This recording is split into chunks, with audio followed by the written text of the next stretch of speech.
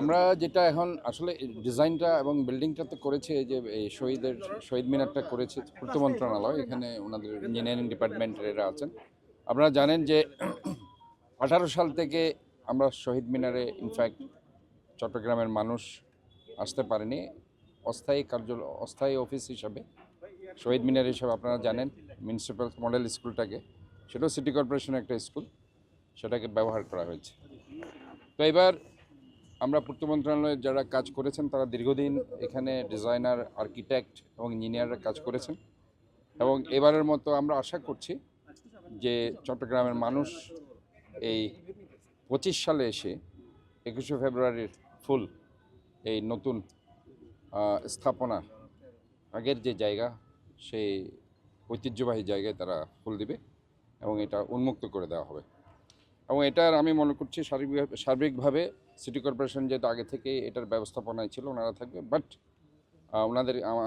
আমাদেরকে সার্বিক সহযোগিতা করবে পুলিশের যারা দায়িত্বপ্রাপ্ত আছেন চট্টগ্রামে, পুলিশ কমিশনার অফিস, ওনারা সার্বিকভাবে সহযোগিতা করবেন। তো আশা করছি এইবার এটা আলাদা একটা আমেজে হবে, কারণ সবাই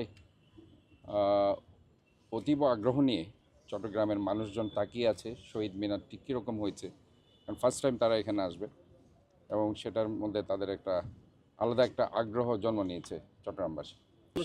সেটা হয়েছে কি, এখানে ধরেন আর্কিটেকচারাল যে ডিজাইনটা আছে সেটা আমি কথা বলেছি, তো উনি আর্কিটেক্ট এখন আমেরিকাতে আছেন যিনি করেছেন। তো এখানে যে ইয়াটা আছে লম্বাই যেটা আছে শহীদ মিনার যে মিনারটা, সেখানে আরও বাড়িয়ে দেওয়ার একটা প্ল্যান আছে, বাট এর মধ্যে আমরা কাজ শুরু করে দিই। উনি যদি আসেন তখন এটা বাড়ানোর কাজ তো আর বেশিক্ষণ সময় লাগবে না। আপাতত আমরা 21 ফেব্রুয়ারির কাজটা শেষ করে দিই। হ্যাঁ, আমরা সেটা ওই যে ডিও লেটারও দিয়েছি আর কি। তা আলটিমেটলি সেটাও হয়ে যাবে, বাট এর মধ্যে আমাদের কাজ চলুক। এখন যে ডিজাইনটা হয়েছে সেভাবে আর কি। আলটিমেটলি মানুষ তো চায় এখানে আসতে, এবং তাদের যে আগ্রহ আছে সেটাকে আমরা বন্ধ করে রাখবো কেন? এবং এটা আমাদের একটা ঐতিহ্য।